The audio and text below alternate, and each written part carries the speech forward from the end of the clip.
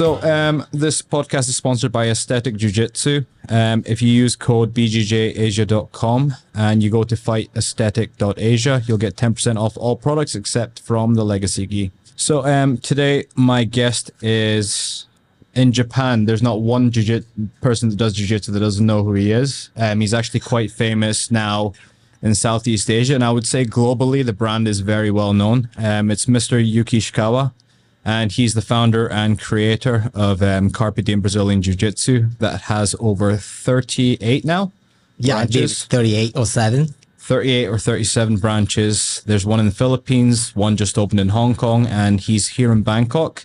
And I took a very special class with him yesterday, which was really good. And he's going to be here for a few days, and he was just gracious enough to do this interview with us. So, Mr. Ishikawa, thank you for coming on. Thanks so much for having me here. Okay. So I was just going to start with, I read in a couple of Japanese interviews that you went to university in Arizona. Can you please tell me how that happened? Well, I just wanted to get out of Japan. So after I graduated college in Japan, I didn't want to get a job like other guys. So I decided to go see the world a little bit. So I worked in Japan for a year so I can save some money. Then I went to the States. And you decided, why did you decide Arizona State? Well, it was cheap. Okay. Arizona is pretty cheap. Then my major was physical education, like PE. Then Arizona State had a great program. I see. So I transferred my credits from my college in Japan. Then I started studying there. Wow, okay. And how did you started Jiu-Jitsu in Arizona State, correct? Yes. Yeah. Yeah, I was doing karate in Japan. So I wanted to continue practicing karate in the States. But one day I saw a guys grappling. That was the first time. I knew a little bit about grappling, but it looked interesting. So I tried. Then I fell in love in grappling. Wow. Okay. So how long were you in Arizona? And then I was in Arizona for maybe 3 years. 3 years. Then I graduated in year 2000. I came back here. I mean, Tokyo. Yes, in Tokyo. Yeah. Okay. And then did you think, okay, I'm going to continue jiu-jitsu? Did you try some different gyms, or did you just pick one and you went to it? Well, I didn't have a car. That's so horrible, right? In Arizona. Yeah. So I only had one choice, which was closer to my house. So I was training in that gym is called Brausa. Then, Brausa? Yeah, like Brazil, USA, Brausa. Then I trained there until I got my blue belt. So then you moved back to Japan in the year 2000. Yes. Okay. And do you in Tokyo, do you look around for different gyms, or did you just pick one? Yeah, I just picked Hayakawa's Triforce. Yes, Triforce. Yes. Yeah. So what was it like work? Because Triforce is pretty famous in Japan as well. Yeah. But it's very, my impression from Triforce is it's very structured. It's very strict. Yes. And he was from Palestra, correct? Hayakawa-san. He was... No, he's not from Palestra. Oh. He's a good friend with Yuki Nakai. But he was a student of Mr. Taira. Oh, I see, I see. Oh, okay. And you were with him for quite a long time. Yeah, quite a long time. Yeah. I think it was the MMA Planet interview. You had a branch in Aoyama. Eventually, you had a Triforce Aoyama branch. Yes. And then one day you said you told Mr. Hayakawa, "I'm going to start my own gym." Yeah. Just one email. Just one email. Yeah. And then since then, I heard you haven't spoken to him since. No. But I saw him randomly on water pool. Oh, we both have kids. Then I met him. Yeah. It was okay. Yeah, we're still friends, I think. That's good. That's good. Yeah. How did you choose the name, and why CARPE DIEM? Well, CARPE DIEM is kind of convenient word, right? Yes, it is. A well-known word. It's not from the movie though. Many people think I took the name from the movie. Robin Williams movie. Oh, it's not that. Yeah. I just, well, seize the day, living in the moment is so important for me. Well, I wasn't gonna talk about it, but you know, I had a daughter who had disease, that congenital heart disease. I see. Then she was about to die. Thank God, you know, she's alive. But we had to go through many surgeries and lots of things. So tomorrow you never know. Yes. Right? It happens. I don't know why, but I was expecting healthy baby for no reason. But then this happened. So it was very difficult for me. Then since she was born, that changed my perspectives. Then I stopped thinking ahead too much. Yeah, we should just live for now. So I took the name CARPE DIEM. Yes. Yeah. So so the first official CARPE DIEM branch was in Aoyama. Yes. Yes. Okay. I remember when I first started BJJ Asia, and I remember the first thing our website was going to be was a directory for gyms all around Asia. Yeah. And I remember by the time I started registering some gyms in Tokyo, I noticed, there's this gym called CARPE DIEM, and then there's a Aoyama branch. There was a Hero branch at the time, and then there was a Mita branch as well. So you kind of expanded very quickly. Yes. Wow, you did some serious research. I did a lot of research. You're like a stalker. A little bit. Always people first though. I had Aoyama. Then first Aoyama instructor Tsuyoshi Tamaki. Now he's the owner of instructor of CARPE DIEM London. Yes. He brought Iwasaki. Right. Then Iwasaki is a good guy, good fighter, but he doesn't have a good dojo to train. Yes. Because he's from countryside. He was Barbosa? Yes, in Brazil. Yes. But in Japan, he didn't find any good dojo. So he was working for like factory or something. Oh, wow. Then can you find a job for him? But, you know, I didn't have money to hire him. So I start talking to people. There's one young guy. He's really good. He wants to be a full-time jiu-jitsu guy. Then, you know, I had some partners. Then they said, how about we make a dojo for him? Yeah, okay, let's do it. Okay. That's how CARPE DIEM Mita started. Yes. Yeah. Wow. Okay. Yeah. Same thing happened for Heroes Hashimoto. Hashimoto. Oh, yes. Yeah, I did an article with him a few years ago, and yeah, it was an interesting interview. Hopefully, we can do part 2 very soon. But yes, he was one of the smallest guys, and he won brown belt worlds at Rooster. Yeah, incredible. Yeah. And Mr. Iwasaki as well. I met him when I used to go to, there was a Temple University in Mita, Mita, yes, and I used to study there, do a little bit. Yes, I did. Yeah, I came back to Japan for a little while after I lived in Bangkok for 3 years, and my friend Rika, who used to fight for 1FC, she's half Japanese, half Thai MMA fighter. Okay. She says, "Oh, can we go and do some jiu-jitsu?" And I says, "Oh, there's a CARPE DIEM branch. Let's go to Mita." So I brought her, and Iwasaki-san was like, "Oh, I know her." So they took a photo together and trained a little bit. Okay, cool. And Iwasaki-san was very nice, but yeah, it was in a little downstairs gym. Yes. But I really liked the aesthetic of the gym. Yeah, thank you. Kind of underground, but it was beautiful. Yeah, it's a nice gym. That's the impression I get with CARPE DIEM in general. You seem to differentiate by having just a very, well, number one, very neat, very clean, which is very mandatory for Japanese gyms, I think, but aesthetically very beautiful as well. Thank you. Yeah. And I think there was an expression I heard about CARPE DIEM before. You were the pirates of jiu-jitsu in Japan. Yeah. What is that? Could you explain that to me? Well, back then though, I wanted to change the culture of jiu-jitsu. Yes. Culture of martial arts. Yes. Because when I started jiu-jitsu, it's not always a bad thing, but teacher and student relationship is so strong. And in some bad way, students cannot question teacher, right? Then they always have to worship teacher as like a god. That was part of Japanese culture, but I didn't like that. So I wanted to change and the culture. I wanted to pay instructors. that was a big thing. So many instructors were working for free. Yes. You know, that was a culture. Yes. And they can never ask. So I wanted to change. But to do so, we have to make money. I need more members to pay my instructors.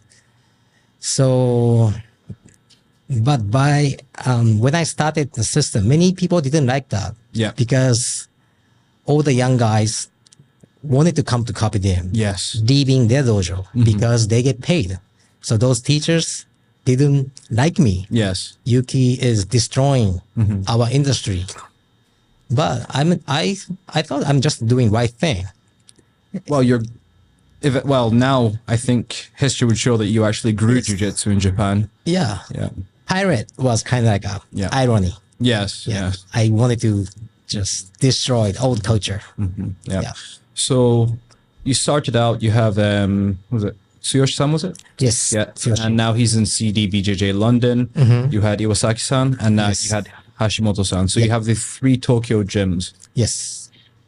And then from there, it just seems like it just grew. Yeah, so fast. Very fast. Yeah. Yes. So did you plan to expand this way or did it just happen organically? It just happened organically. I say. Because instructors get old when they are 30 or 35. They think, I want to settle down. Yes. They get married too. Yes. So they cannot train as much as they used to. It's time to move on.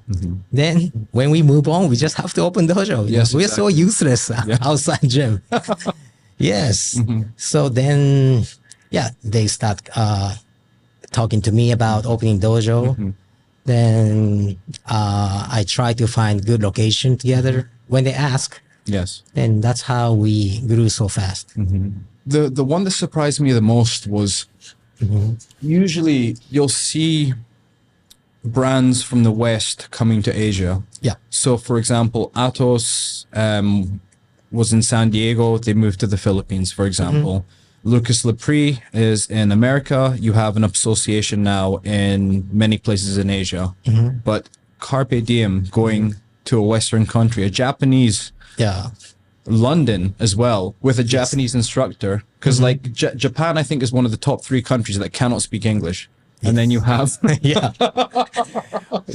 And then you have a very good Japanese competitor deciding, I'm going to try and have a successful gym in London. Yeah. Such a big challenge. It was a challenge. Yeah. Tsuyoshi did such a great job. He did, yes. Yeah. But we cannot always choose country, right? Yes. Because we had some connection already there. And I knew the owner. That's why it didn't have to be London, but we decided to do it in London. Was London the first country outside of Japan? Yeah. Yes. Yeah. Ambitious. For London. Very ambitious, yes. Yes. Tsuyoshi has been doing a great job, but he has such a tough time during these pandemics. His dojo was closed for year and a half or something. So such a tough time. But I was keeping in touch with him. He was always optimistic. I was surprised.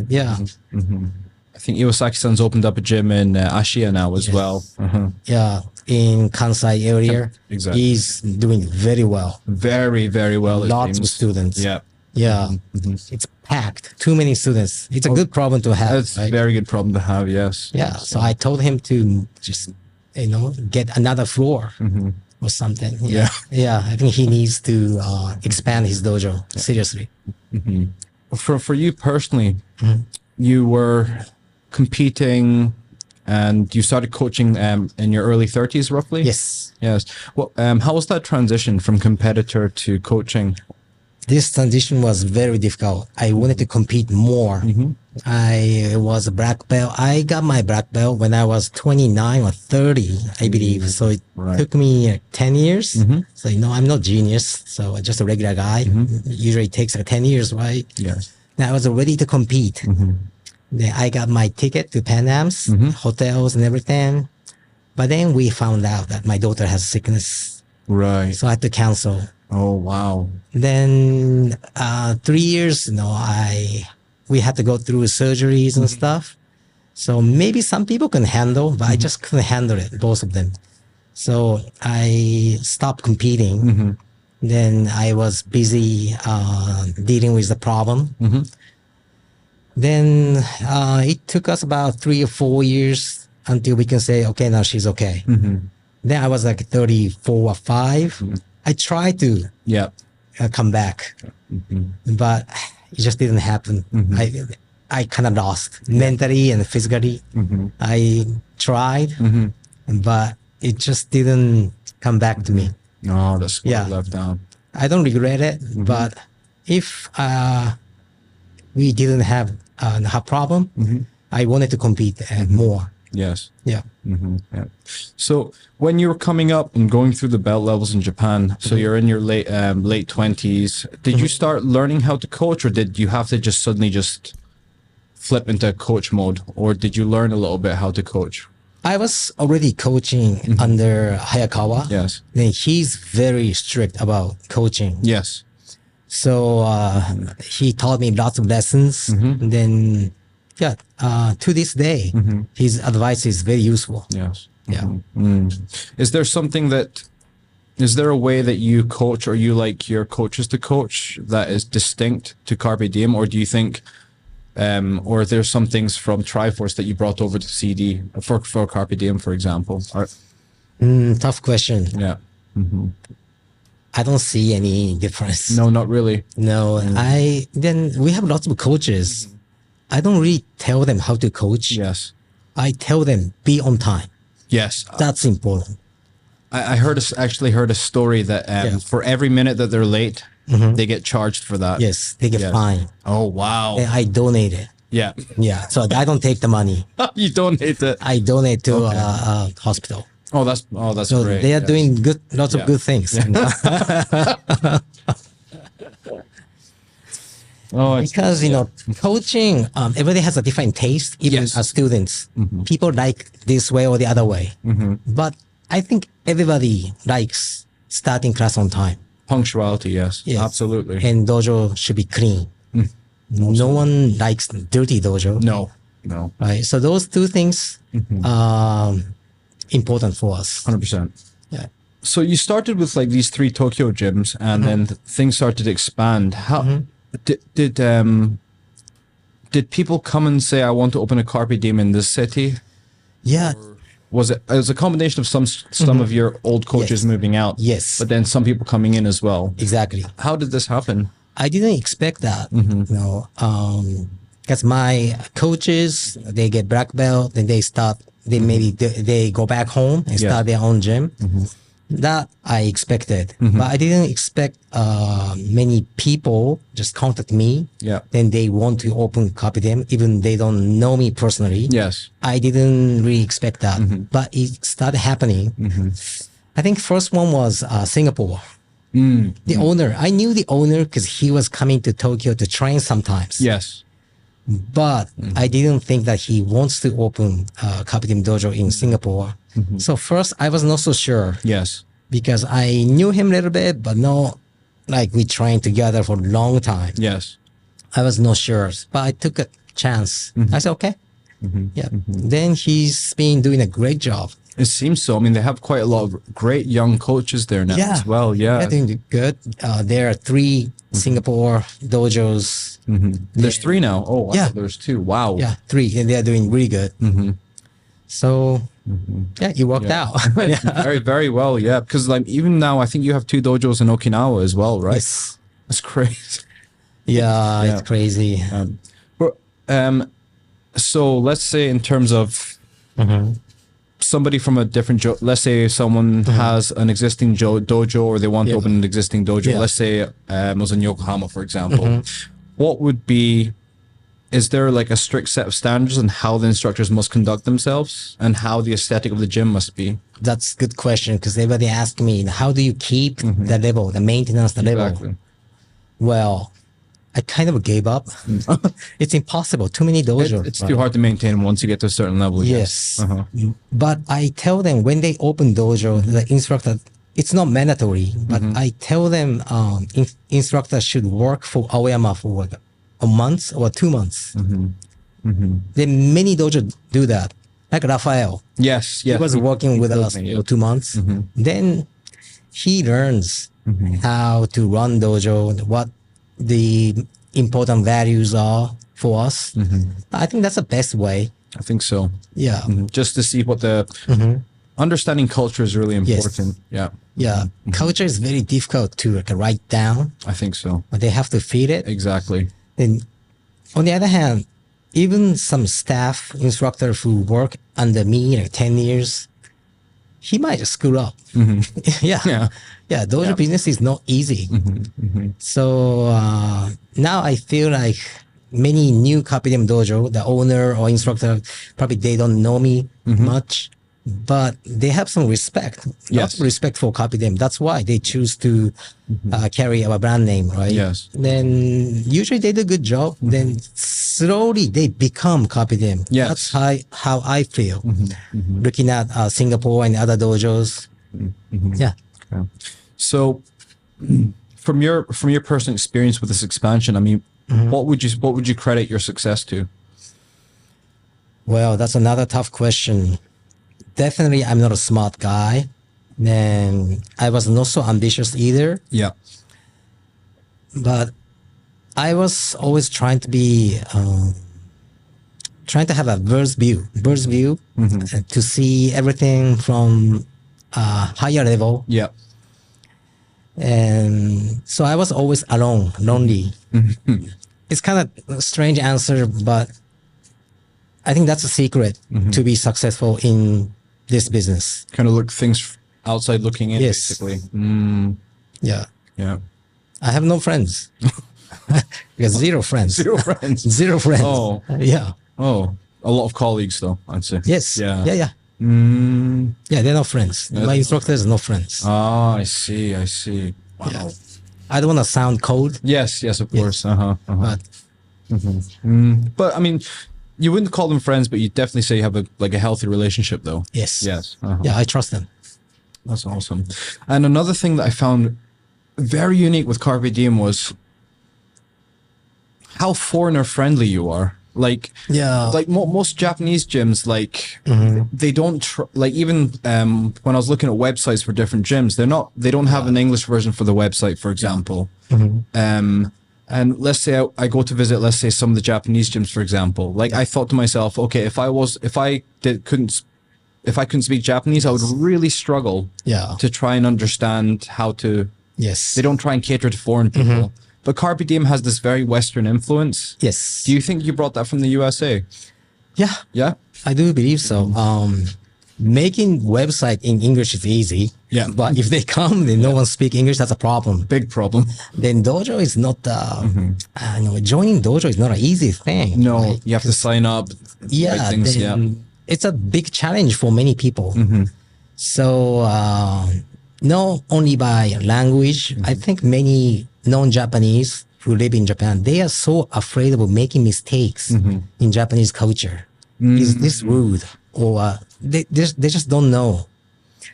So I'm pretty easy on the rules. Yeah. They don't have to call me professor. Yes. Bowing. We don't have that. Yes. Yeah. So I think people feel comfortable in my dojo. Yeah. Then In Japanese, you call it katai. I think. Katai, right? yes. Yes. Because even when we get visitors from different places, like we have many visitors from Japan, Korea, Kazakhstan, China. Some of them, they bow on and off the mats, for example. Yeah. Or people try and call me professor when I'm teaching a class. It really makes me feel comfortable. Yeah. That's superficial. Yes. Very superficial. I want natural respect. Yeah. People can call me Yuki. Hey, what's up? But I feel respect. Oh, that's awesome. Yep. And I think I heard in an interview your first foreign staff was a French person called Mr. Mietz, right? Thomas Mietz, right? Yeah. Yep. And now he runs Jiugaoka branch. Yes. Wow. How did that happen? Well, Thomas was blue belt. He has some experience in China. Yes. So he was blue belt, new blue belt. Then he started working, but his jiu-jitsu was not the level that he can teach. Then his visa was expiring soon. Right. So he had to go home. But my wife told me, I like him. Yeah. Can't you keep him? I said, he cannot teach. How can I keep him? Yeah. Maybe he can clean dojo. You know, he can teach my daughter English. Yeah. So I said, fine. Okay. Then on paper, you know, he became my translator. Yes. So we can give him visa. You know, maybe that's the right thing to do now. But then, yeah, he got so good. Yes. And Yeah. I like him. He's a good guy. Yeah. Such a nice guy. I just get this feeling that he's very, very part of the team, and he works very hard. Yes. Then he received his black belt, kept winning. Then he started working in Jugoka. Yeah. And now he's married. It's time to move on. So he decided to buy Jugoka from the old owner. Then he worked out. So now he's officially the owner of the dojo. That's great. That's amazing. Yeah. And he seems to have his own. It's very much still Carpe Diem, but still very much some like his his culture as well. Yeah. It's pretty awesome. Yeah. And he's pretty famous now because he beat Cyborg at ADCC, but Hyssum as well. How did he come to Carpe Diem? Well, I think Hyssum came first as a visitor, blue belt. Right. Then he was always beating Thomas in competition. Yeah. Right. Because that size, we don't have many, right? Just physical specimen. Yeah. Then they became friends, and Thomas told me, hey, this Hyssum guy, he wants to train, but he had no money. So I said, okay, fine. If he's good for your training, we can accept him and don't take money. And he started training with us a little bit. Then he decided to change the team. He came to us. Yeah. I remember watching him, and I think it was just after I had knee surgery. My coach Andrew went to one of the Tokyo International Opens at the Komazawa Olympic Park Stadium. Yeah. And I remember seeing like Carpe Diem competing as well. And then I saw Hyssum and Thomas competing together as well. And I remember hearing Hyssum speaking in very good Japanese. I was so surprised. I'm like, wow, his Japanese is so good. Yeah. He's Japanese inside. Yeah. I met him like 2 weeks ago in Tokyo. And he still wants to come back to Japan. Japan, really? But right now, just he's... it's hard to find like people to compete against at his size, I suppose, right? So I push him to move to the States because for his fighting career, I think it's important. Japan is not the right place. He's just too big. So I push him, and then he was saying he was crying the first week in the States by himself in Detroit. It's so cold. But he made it. I'm so happy. Yeah, he seems he seems like a superstar now. Yeah. He is. And you're the one that gave him his nickname, Giraffe, right? Giraffe, yes. That was the best thing I've done to him. It was awesome nickname. Now he has this Hyperfly rash guard, like giraffe motif around. It's so cool. Yeah. Only he can wear the rash guard, though. I think so, yeah. Other people wear it. It looks kind of strange, to be really honest. Generally, when jiu-jitsu gyms have their own gym, they have their own products. So you have like Arete has their own T-shirts. Yes. We make some rash guards, for example. When Carpe Diem first started out, you guys collaborated with Shoyo Roll, right? Yes. Yes. And now it's changed a little bit. Yeah. But one thing I think both Taka and I can agree is even if I'm not part of competitively, I'm not part of Carpe Diem. We love the branding. Oh, thank you. Was this just all from you? How did it start? I mean, the Circle X with the CDBJJ, etc. Well, when I changed my school, open Carpe Diem from Triforce. Yes. First thing I thought was, I have to make a logo, right? Yes. And I wanted to make a T-shirt friendly logo. It has only one color. Yeah. If you have many colors, it's very difficult to make T-shirt. Cost. Yes. So that's why I pick just one color logo. And apparel is so important for me, not to make money only, but many people want to be a part of the team. Yes. Right. So outside dojo, even they want to be a team, so they can wear a T-shirt.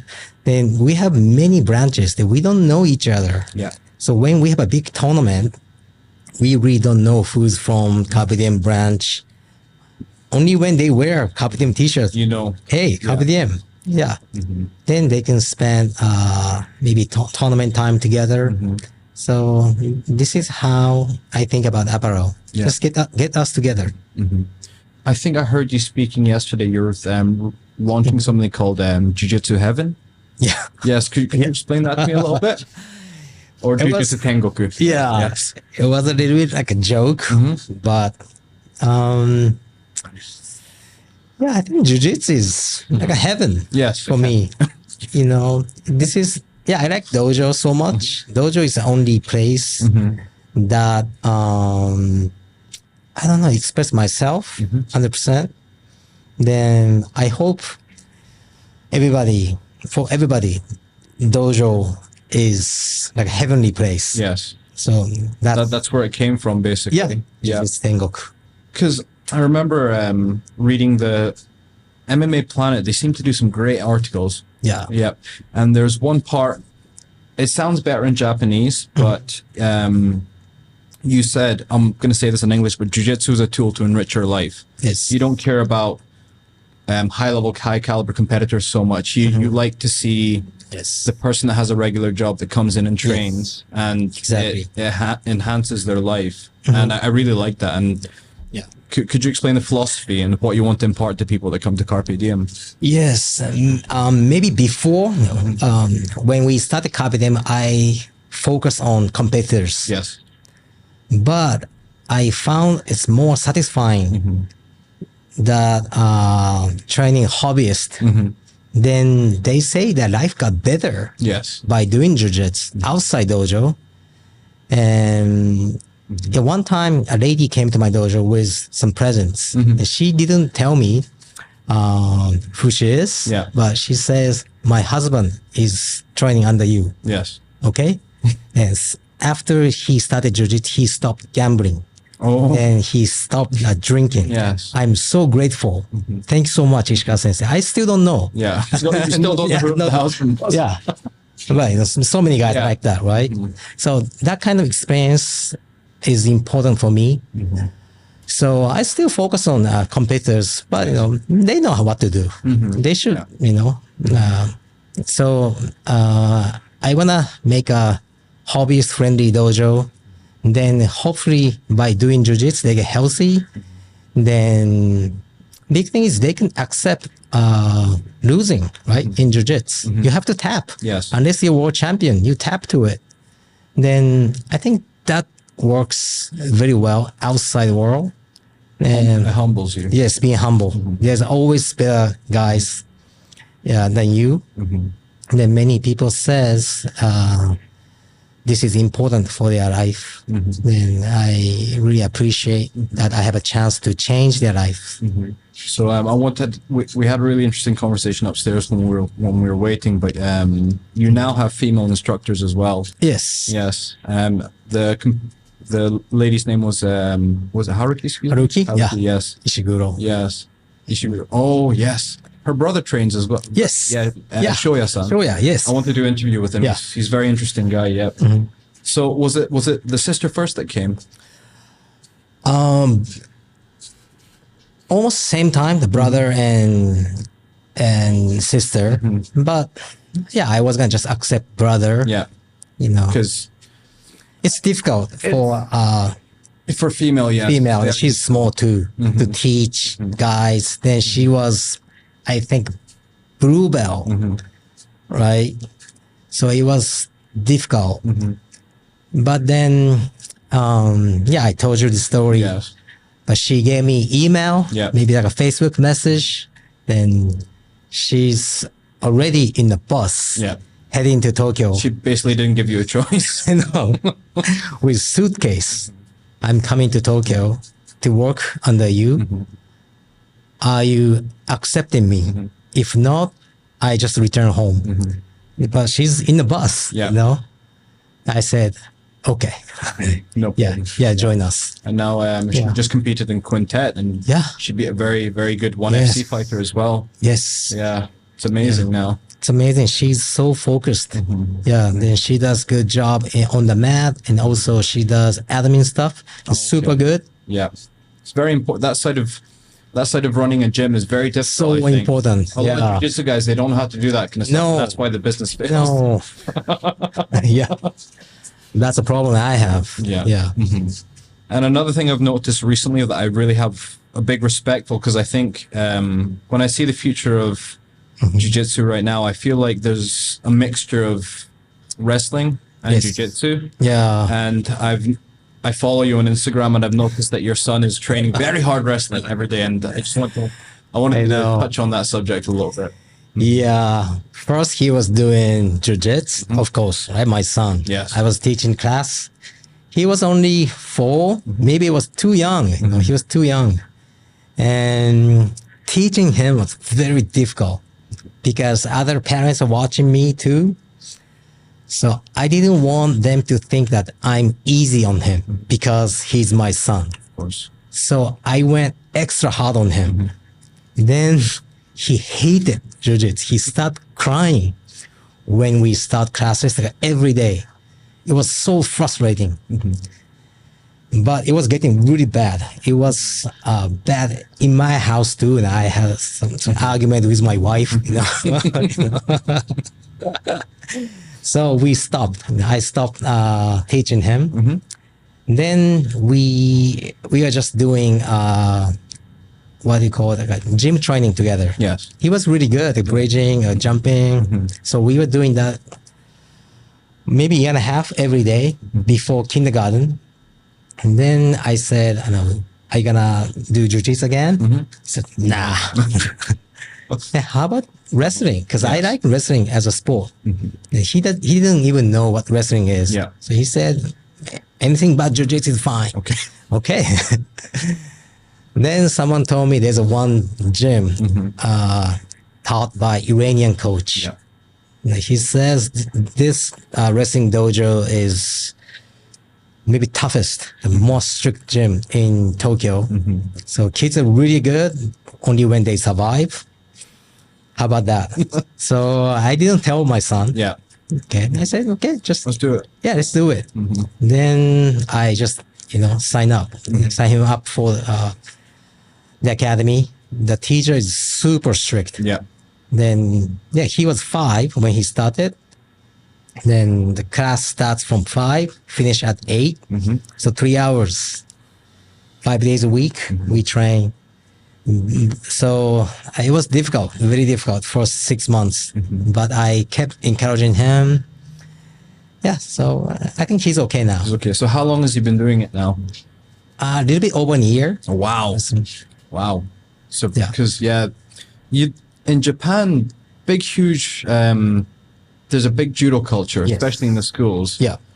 But I remember I was speaking to Coco because he started wrestling when he was younger as well, and he said, "Oh, there's gyms everywhere." And I was like, "No, that can't be true. Wrestling is still very, very niche, right? Very small." It's only varsity sport. Yeah, there's no hobbyist. Exactly. Yeah, only serious competitors. But you've managed to, you've taken up wrestling a little bit as well. Yes. And the coach comes to Aoyama, is that correct? Yeah. Yeah. Well, it's a different Iranian coach. I happen to know many Iranian, but they are also serious about wrestling. Oh yeah, huge It's a national culture in sport. Iran. Yes, yes. Then I knew Jiu-Jitsu, of course, when I was teaching my son, but maybe I thought, it's better that I don't know the sport first because I cannot coach him. Yeah. But now my son is pretty serious about wrestling. Then I want to know more Yes. about wrestling rules and techniques. So I decided to hire Iranian coach. Then we train twice a week, just private lessons. Yeah. And some of your coaches join with you, correct? Yes. Yes. Yeah. Now that you've trained a little bit, doing a little bit of wrestling twice a week now, how important do you think wrestling is for, let's say, competitive jiu-jitsu? Especially if you want to try grappling, yeah, wrestling is essential. 100%, I agree with you. Yeah, like Abu Dhabi rules. Yeah. No, for Jiu-Jitsu, maybe. There's so many Jiu-Jitsu black belts who don't know takedown. Yes. Right? They still win. They're small weight classes. So I don't know how important wrestling can be in gi Jiu-Jitsu, but nogi, 100%. 100%. Yeah. Makes a huge difference, I think. I've noticed Hashimoto-san, he started Yeah. wrestling training Yeah. as well. And he's Rooster as well. Yeah. Yeah. I really respect people that they're at one of the highest levels in a certain sport. Yeah. And to complement that, they add a little bit of something else, which I thought was really cool. Yeah. I want to see Hashimoto takedown someday. Yes, Yeah, that'd be never awesome. seen it before. Just for now you're on your 37th or 38th gym now. For you personally, what are your personal future goals, plans, and what are the future plans for Carpe Diem as well? Nothing. Nothing. Yeah. You're just kind of going with it. Yeah. Yeah. Tomorrow never know. Yeah. So seriously though, I have no plan. Then, yeah, I'm not pessimistic, but someday there will be the day I have to close dojo, right? For good. Yes. Yeah. Then people say, "Oh, come on now." But yeah, I think it happens for reasons. Then I ask people, okay, in 100 years, do you think Carpe Diem exists? Yeah. They said 100 years, maybe not. How about 50? Difficult. Yeah. 20. Yeah. So maybe. Yeah, I hope it doesn't happen, but I think there will be the day we have to close the door for good. So just keep going day by day. Just keep going. Just have fun every day. That's all. Yeah. Then Jiu-Jitsu. Some people says no Jiu-Jitsu, no life. Yeah. I disagree with it. Oh. Jiu-Jitsu is just part of my life. Yes. You know, it's dangerous idea that many people so dependent on Jiu-Jitsu. Yes. You know, but life is bigger. Yeah. So Jiu-Jitsu is just a tool to enrich your life. Yes. But it's not life itself for me, at least. So, just from your personal opinion right now, I know you don't coach as much as you used to. You're kind of like living your life, spending time with your family. How would you evaluate the current trends in Jiu-Jitsu, and where do you see Jiu-Jitsu going as a sport? Well, Jiu-Jitsu is getting big. Huge. Then always I check what's going on in the States, because that's the center of Jiu-Jitsu. 100%. Right? Before it was Brazil. Until maybe 2007, the World Championship was held in Shizuoka Tennis Club, right? Then they moved to the States. And since then, a huge change.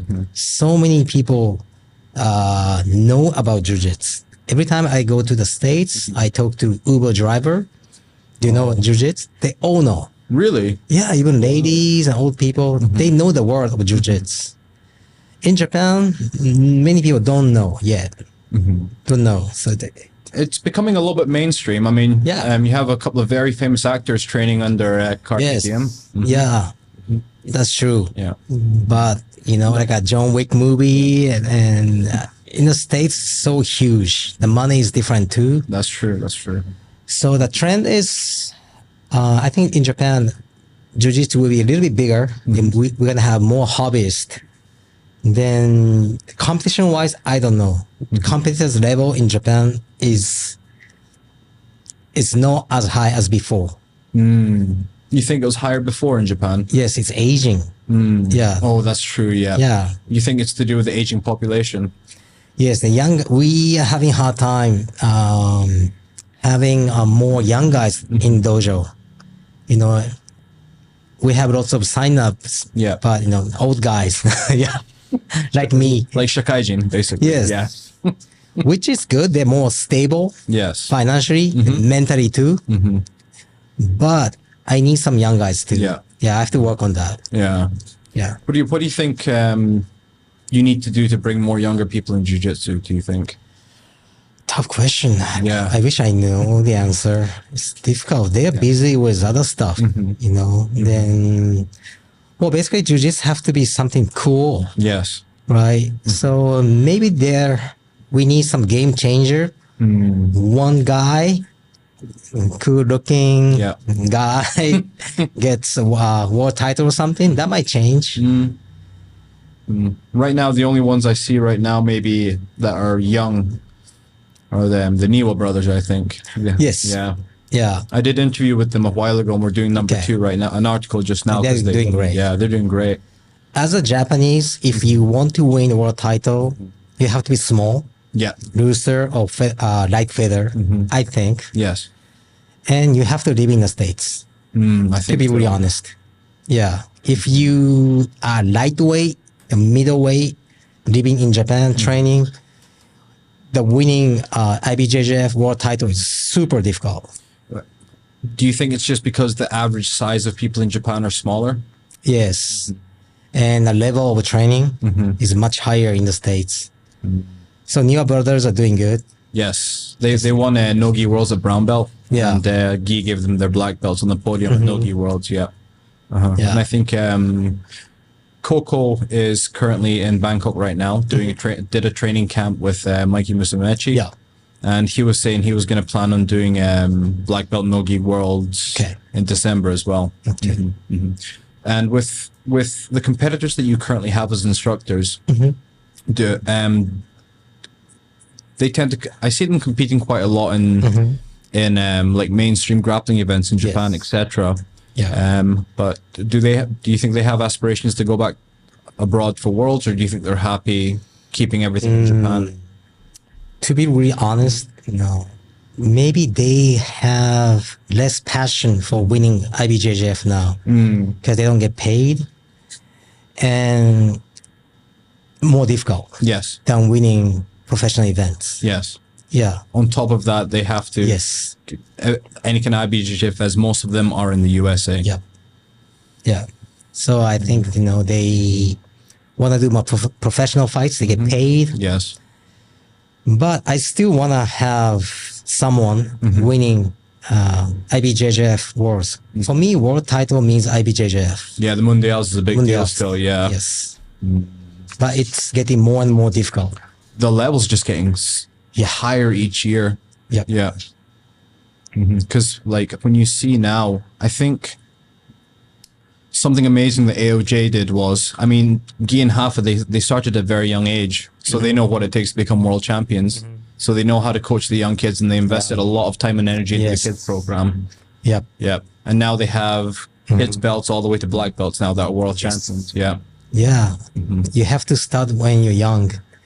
Like baseball. No one starts baseball at 20. No. Then make a major league. It's impossible. So Jiu-Jitsu is the same now. You have to start young if you want to be IBJJF champion. Yeah.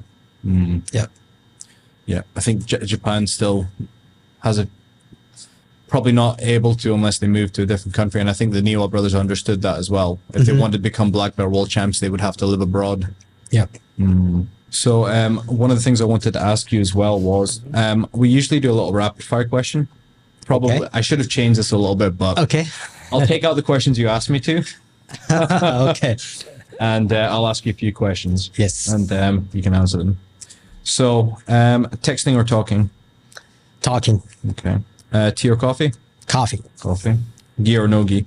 Gi. 100%. Okay. Did you have a nickname your parents used to call you? None. No? None. Okay. So when you used to compete, did you, or if you were going to compete in a professional grappling event now, what would your competition walkout song or your hype up song be? I used Do Nothing by Specials. Oh, okay. That's cool. Yeah. Day class or night class? Day class. Yeah, me too. Why do you think you prefer day class? Do you think just night class is just so tiring? Yeah, it's tiring. I cannot sleep well after, the hard rolls. I agree with you. Place you want to train the most? That question actually, I couldn't think of any dojo. You have Maybe, your own? well, my favorite dojo outside CARPE DIEM is Clockwork in New York. I hear that quite a lot. A lot of Japanese people, they go to New York and they go to Clockwork and they really enjoy Great it. dojo. Yeah. Well, why is that, may I ask? Well, Josh Griffiths is my friend. He's the owner. He does such a great job. Well, you don't know him, right? No, He's no, I not don't. like world famous jiu-jitsu guy, but his dojo is one of the most successful dojo in New York. Yeah. It's very think- difficult place to be successful. Arguably, I'd say New York is probably one of the most competitive Yes. places to own a gym. He's got lots of students, and I like his system. And I took lots of ideas actually from him. Oh, really? Yeah. Wow. Like white belt class. I used to have basic class, a beginner class. But Josh told me, no, you have to make a white belt class. White belt class. Yeah, I said, why? It's the same thing. Then he says, no, even you call it a basic class or, the higher belts come anyway when That's they have true. time. Yes. Then white belts they don't feel comfortable. So Yuki, you have to make a white belt class that only white belt can attend the lesson. Yeah, I follow his advice. Then more and more people join my dojo. Yeah, so those advice just from a random conversation. Yeah. But he gave me lots of good advice. It's really cool. Wow. Okay. Favorite food? Noodle, Ramen. udon. Udon. Oh, you're udon. Yes, Wow. I'm a udon guy.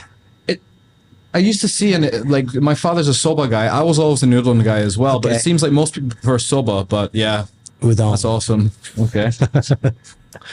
Okay. Besides Carpe Diem, what's your favorite jiu-jitsu brand? Shoyu roll. Shoyu roll. Yeah. They're so smart. They are just super smart. Yeah, I agree. One of my favorite gis is the Ruka Shoyu roll that the Yes. Mendez brothers released. Yep. Yeah. I haven't opened it yet, and now it's double the price. Okay, reset it. Favorite submission? Choke from behind. Yes. And this last question: what does a black belt mean to you? Black belt. Black belts are someone who could do one thing for a long time without making excuses. That's black belt. Okay. Okay. And my last question to you is there anybody that you would like to thank? Well, of course, everybody. But I want to say Tsuyoshi Tamaki, Oh. who worked for me as a first staff when I didn't have anything. He trusted in me. Yeah, so I have lots of good memory with him. Does he ever come back to Japan? Never. Really? Never? That guy, never. Never? Yeah, he loves London. Really? Yeah, Wow. Yeah. yeah. I see some of his reels and some of the online content they put out. It's Yeah, pretty good. he's Yeah. so into making videos. Yeah. It's awesome. Yeah, we had nothing though. Yeah. We had nothing. And it was just you two for a very long time. Yeah. Yeah. The dojo was so small. Then one time I was working, then he was standing by me, and then he had a banknote. Then he said, Mr. Ishikawa, we only have $50 Yeah. on our account. So, okay. All right, I deal with it. Those days, we had no money. Yeah. So I couldn't pay him well, but he did such a great job. Yeah. So I thank for his effort and his loyalty. Well, I think that's it for our interview. Thank you very much. Thanks so much. Thank you.